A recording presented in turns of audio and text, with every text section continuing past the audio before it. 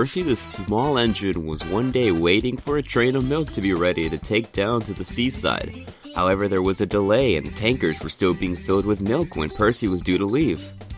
"Not long now, Percy," said the workman in charge. Soon it was time to go. The workman alerted the guard, and the guard blew his whistle. Percy began to set off when the workman realized a mistake had been made. The top valves of the tankers opened due to them not being secured. "Wait, Percy!" yelled the workman. Duck even whistled to get Percy's attention, but Percy did not hear and sped away to the seaside. Percy enjoyed his journey and arrived at the seaside shortly. "I've been told there was a mishap with the train," said a workman who then noticed the valves of the cars had been left open. He filled a glass with milk directly from one of the tankers to taste. "It tastes awful," he exclaimed. "We can't export this. It's a bad batch." And he left to report back what happened. Percy felt saddened that the milk was no good. Edward rode up beside Percy. "Cheer up, Percy," said Edward. "We all make mistakes now and then." A smile had appeared on Percy's face, but the smile didn't last all day. That night, Percy's mistake was the only thing Daisy could talk about. "Silly Percy," scolded Daisy. "Only an engine like you could make a mistake like that. You better sharpen up or Sir Topham Hatt won't think you're very useful and send you away." "That's enough," snapped Toby. "Yeah," retorted Thomas. "What gives you the right to make fun of Percy like that?" With his friends defending him, Percy spoke up. "Don't forget you had an accident with milk before too." Daisy bounced back. "At least I didn't go for a swim in the harbor." "Percy could swim and ride the rails better than you," defended Toby. "I'm afraid not, my dear Toby. You might have not seen me at my full capacity. I excel at navigating the rails, and while I wouldn't be so stupid to dip my wheels into water, I'm certain I could swim better than Percy. I'm in great shape." "That's enough," said Edward. "I won't take any more of this bickering. Daisy, I'm sorry to tell you this, but I'm afraid it would be better if you go off and find somewhere else to sleep tonight." Daisy silently agreed. "Thanks for sticking up for me, guys," said Percy. "That's what friends are for," chuffed Toby. "I'll see it that Daisy pulls tomorrow's milk train," said Edward. "I'll talk to the yardmaster first thing in the morning." The smile that disappeared from Percy's face earlier in the evening returned. "Thank you, Edward. That really means a lot." Next day, Toby and Percy coupled up to their trains at the yard. They noticed that the milk train was ready to go and was still idling. "Bother," fumed Toby. "She's late, and the train is now late." Just then, Daisy purred up. She noticed the train that had been left for her, and she thought fast and cleverly. "Oh dear," she groaned. "I am feeling absolutely horrid. My wheels ache, and my swerves are stiff. I don't think I'm fit enough for trains today." "Rubbish!" exclaimed Percy. "I thought you were in great shape." "I was, but I believe out without a shed over my head has made something go wrong because my springs have tightened up." Toby and Percy couldn't stay for long to see if Daisy's act would break. They had their own work to do. "Come along now, girls," said her driver.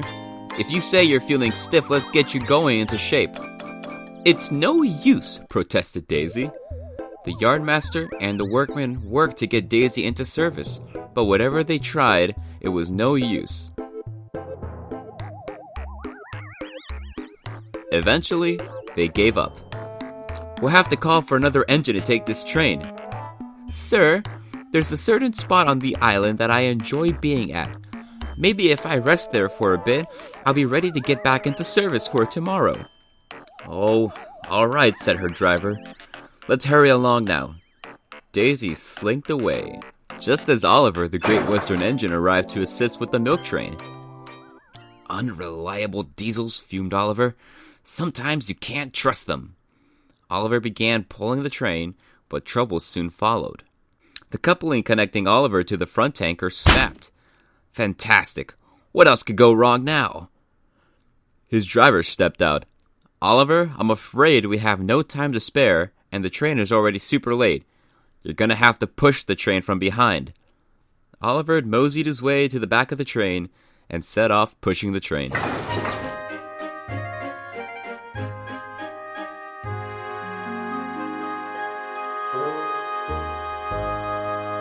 Meanwhile, Daisy was resting at her favorite spot.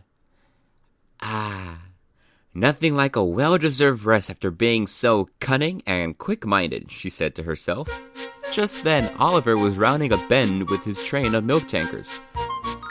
A sharp turn has caused the front tanker's wheel to derail, but it was still holding on, and neither Oliver nor his driver had noticed.